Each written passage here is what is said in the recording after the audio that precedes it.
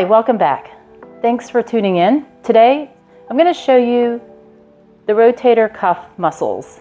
And we're going to talk treatment, we're going to talk a little bit of anatomy, and a little bit about what can go wrong with these rotator cuff muscles.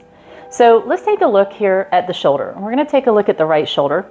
And this rotator cuff actually begins with three bones: the clavicle, the scapula, and the humerus. And in order for the humerus to stay attached to the shoulder complex, which it's doing here with a metal band, we need to add muscles, and specifically tendons, around this head of the humerus to hold it up here, to hold it to the actual shoulder. So this is called a ball and socket joint. And you can see in the underside here, there is a shallow indentation called the glenoid fossa. And that is right where the head of the humerus kind of butts up and moves, and it glides and slides around this joint, which is why it's called a ball and socket joint. This joint has the greatest range of motion than any of the other joints in the body. But because of that, it's also one of the least stable joints in the body. So it is prone to a lot of pathologies, injuries, repetitive use injuries, and so on. So let's get to the muscles. So we've got four muscles that make up the rotator cuff muscles. The first one we're going to talk about is the supraspinatus. Supraspinatus comes right on here on top of, if you can take a look and see, this is called the spine of the scapula. And right above that, kind of weaving in through here and onto the top of the head of the humerus, is the supraspinatus. Supraspinatus abducts or abducts the arm, lifts it away from the body. The second muscle is the infraspinatus. The infraspinatus attaches all around here and covers the whole backside of the scapula, and comes and attaches to the tendons of all of these muscles attached to the head of the humerus. Then you have another smaller muscle underneath the infraspinatus called teres minor.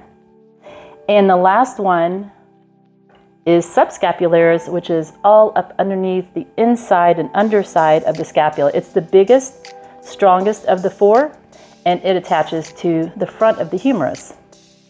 So the subscapularis will do internal rotation. It'll draw that shoulder bone in when it contracts. Supraspinatus lifts it up, and the infraspinatus and the teres minor will, of course, draw that arm back. So together, they form, those four tendons that come off of the muscles form like a little cap, hence the cuff. I have many clients call it a cup. It's not a rotator cuff, it's a cuff. It acts like a cuff to hold onto this, your arm bone to your body, basically. There's also something known as a bursa sac that lies beneath this acromion. This acromion is this part of the bone here. And there is a bursa sac that lies underneath here that allows those tendons to glide freely, because the bursa sac is kind of like, it's a soft, fluid-filled sac. And it allows for easy gliding from the tendons, between the tendons and the bone, so the tendons aren't rubbing up against the bone. So some of the pathologies that we can have with these rotator cuff muscles are shoulder impingement issues. So tendons can tear, rip, tendinitis, inflammation, although that's more rare than people think. You can also have overuse and misuse issues where you've got muscle strains and sprains. You can also have bony spurs that grow and can wreak havoc on the bursa and on the tendons here in the joint. And so those are just a few things. This is just a light anatomy review. If you want to go deeper than that, pull out your Trail Guides book and you can get more details. But we're going to go now and we're going to actually look at somebody who has some rotator cuff issues. And I'm going to show you kind of what it looks like and kind of show you the muscles on the body, and then we're going to do some techniques. Okay, so I have a client of mine who's been in to see me several times for her right shoulder. And I'm just going to walk through with you what I do, the questions I ask to narrow down what's going on specifically.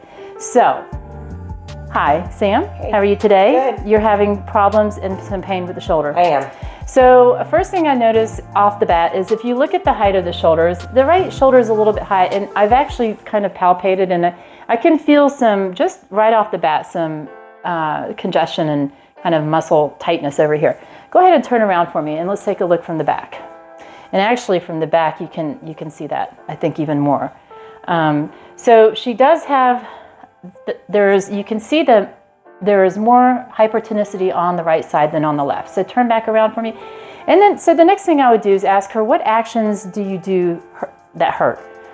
You know, anytime I try to bring your arm back, that's about as far as I can get it without, you know, really hurting. And how about out to the side? The side's not as bad, but it hurts for sure. This one is trying to keep it straight and going. I tend to have to like bend, and I can't. Okay, really so get it all the way up. your hair, doing your hair and brushing is really problematic. Okay. Yep. So trying to curl. And this is all very indicative. So immediately, based on what I explained just a few seconds ago, I know that she's got some issues with some of her rotator cuff muscles. So this is just a brief intake. I've obviously done a much longer intake prior, but I just wanted to point these things out before I get her on the table so we can take a look at the before and after. Okay, so now I have Sam on the table, and I'm going to start with general warming just to loosen up these muscles.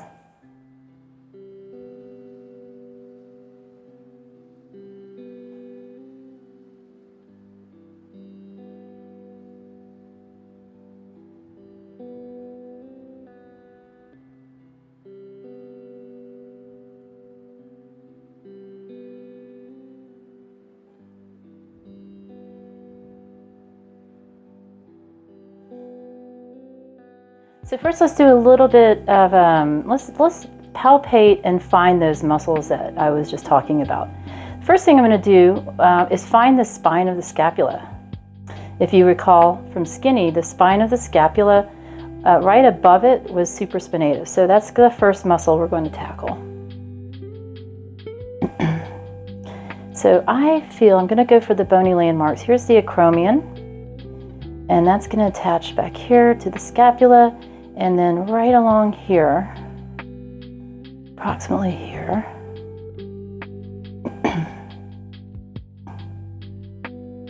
is her scapula.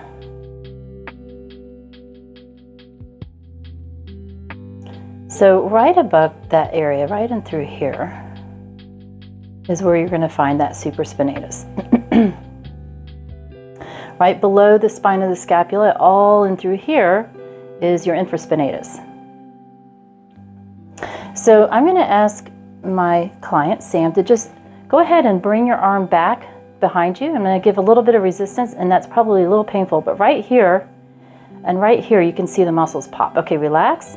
So here we have the infraspinatus, and then it popped down here. We've got teres minor. So this is roughly the lay of the land. These are roughly the areas where we're going to be focusing our palpation and our search.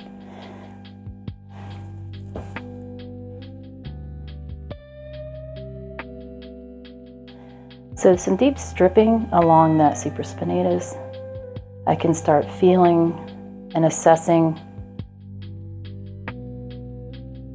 And I do feel some tight nodules right in through here.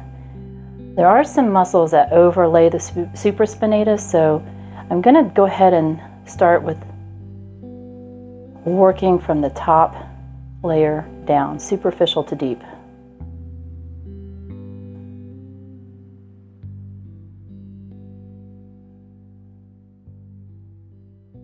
And then as I come over here, again, I'm feeling right in through here. I feel, it kind of feels like maybe a little mini speed bump, like a little point of congestion. And I'm going to check in with my client. Do you feel any tenderness in this area right there? Yeah. Very tender? Yeah. Okay. And then I'm going to continue down and just check that lateral border of the scapula. And that's where you're going to find teres minor and teres major. Now, teres major is not part of the rotator cuff group, but it is also in this general vicinity. And I'm feeling Again, it's just not feeling smooth. I'm not gliding over these muscles the way I'd like to.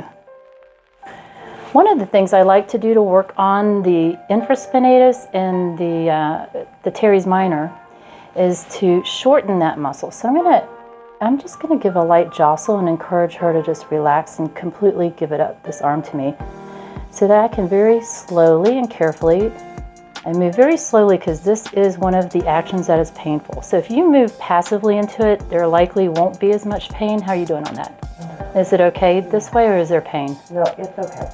There's a little bit of pain, but it's okay. Is it back here or in the front? In the back. In the back.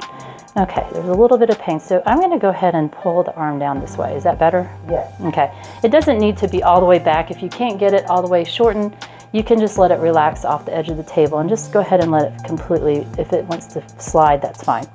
So now what we've done is we put some slack in these muscles so we can get in there, and I can go with a little bit greater depth with some layering friction, just right across the origin here of these muscles. And then this is a nice, I'm doing a very gentle shoulder mobilization technique just to see how mobile her shoulder is, and it is not wanting, she's doing a little bit of guarding, which is very normal for people who've got pain.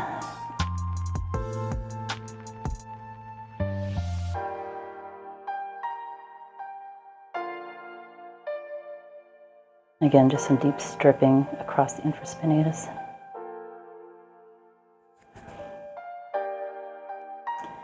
And then from this side, I can also do some really nice broad stripping strokes.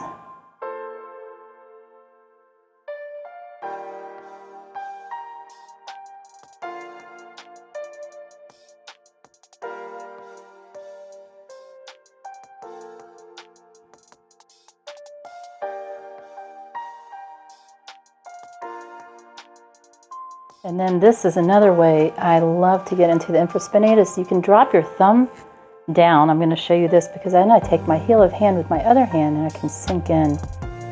Is that pressure okay? Oh, a little much, huh? I'll lighten up it, yeah. So I saw a little reaction and I immediately just checked in with the pressure because I don't want to go more than a hurt so good. I don't want to cause more pain and cause that muscle to tighten up.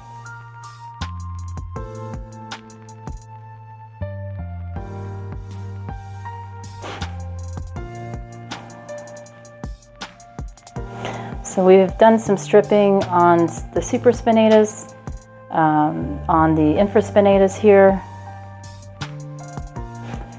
and we found teres minor.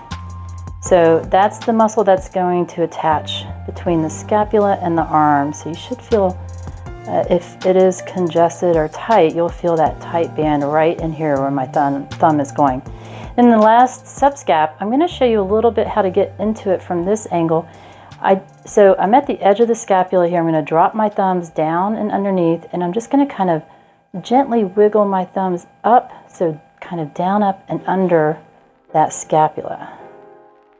And then I'm very gently going to just do some friction against the ribs, between the scapula and the ribs, to free up that scapula, to free up that subscapularis. That tends to lock that scapula down to the rib cage. So is this pretty tender too in here? Mm-hmm. Is this pressure tolerable? It is. Okay. So I always instruct my clients to breathe, and as they breathe and focus on those sensations, and I also focus on those sensations, and I can feel when the muscle starts to soften. So I'm holding static compression with the pressure just where I'm kind of meeting tension. I'm meeting tension. I'm not trying to push through and poke a hole in her. I just want to meet that tension of that muscle and give some nice gentle friction. And I'm moving up the border of that scapula.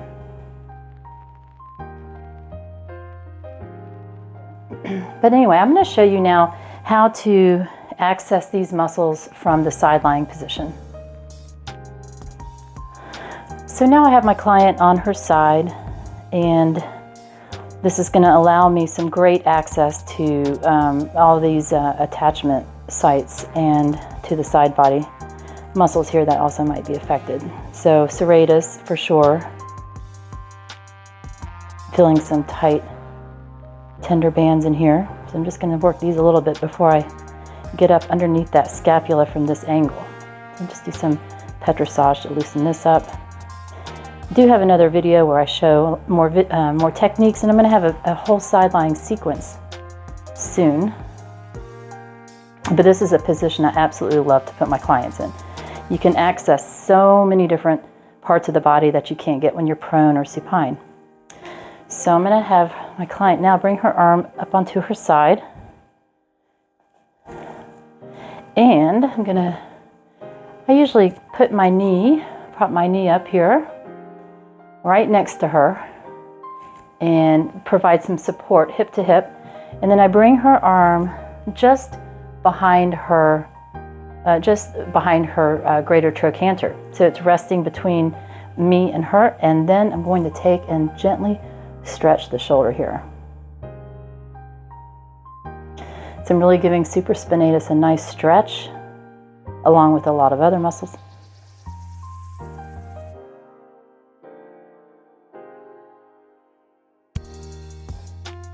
So I can do some more stripping and take it further up, all the way up into her neck now. So this is great for levator scapula as well, and all these posterior cervical muscles. But we are going to focus on the rotator cuff. So coming in through here, here's where the supraspinatus is. I can brace my fingers and just sink right in and just do some nice friction. And I'm going gently because I know I feel it very, very congested here. I have a feeling it's pretty tender. So I'm just going to take my time. Mostly we need to be patient as therapists and wait for the tissue to react and respond.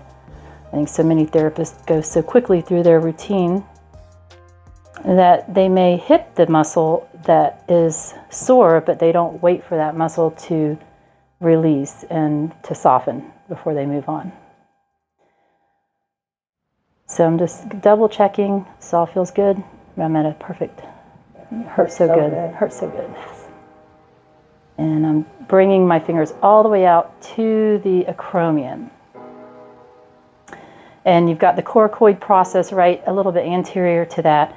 And just right in there is where I'm sweeping and bringing my stiff fingers down to strip that supraspinatus. And then I can come head back, and back here I can feel the edge of the spine of the scapula, so I know I'm in the right spot.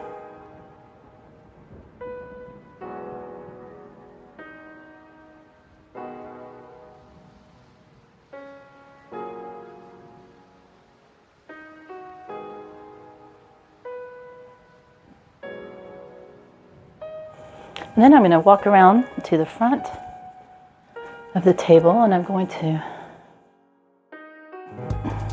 bring her arm forward.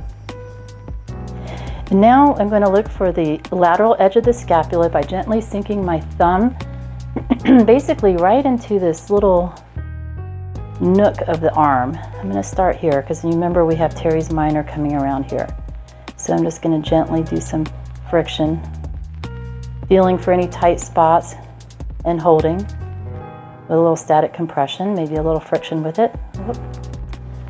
And then if I want, I can just jostle her arm to encourage her to relax. And then I can move my thumb down. Now I'm following the border of the scapula. So I can lift up her arm and support it. Here you can see I'm supporting it, my arm to arm.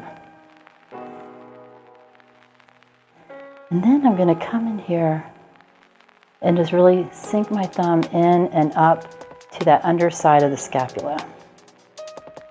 I'm jostling her arm to make sure she's nice and relaxed, and then I can jostle that whole shoulder region.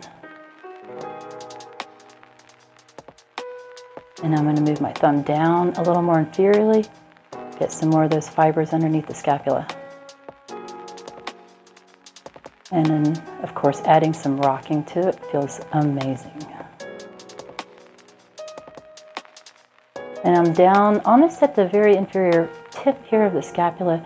Again, my The objective is to loosen it and to free it from the rib cage.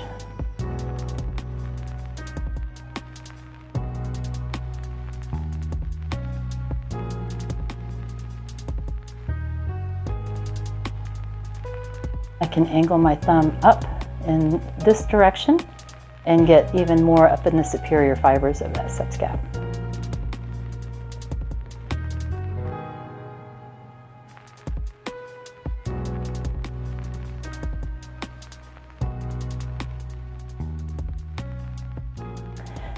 Okay, now I have my client supine, and this is the last position. I do want to show you how you can access the subscapularis. So I always ask my clients if they have breast tissue that may be hanging laterally, just to take their hand and just distract it all the way over across their body. And then I can just come right down here, just relax that arm, and I'm just going to come right about where her armpit is, and I'm going to sink straight in and down.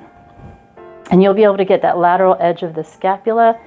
And what you can do once you have a good spot, which I can usually tell my client's face, and I can take and do like a pin and stretch. So just gently stretch that subscapularis and bring it back to neutral. Sink back in and pin it. Is that pressure good? And then I'm just going to gently pull that arm to stretch that subscap. And this is a more aggressive technique, so you want to be very cautious and move very slowly with this one.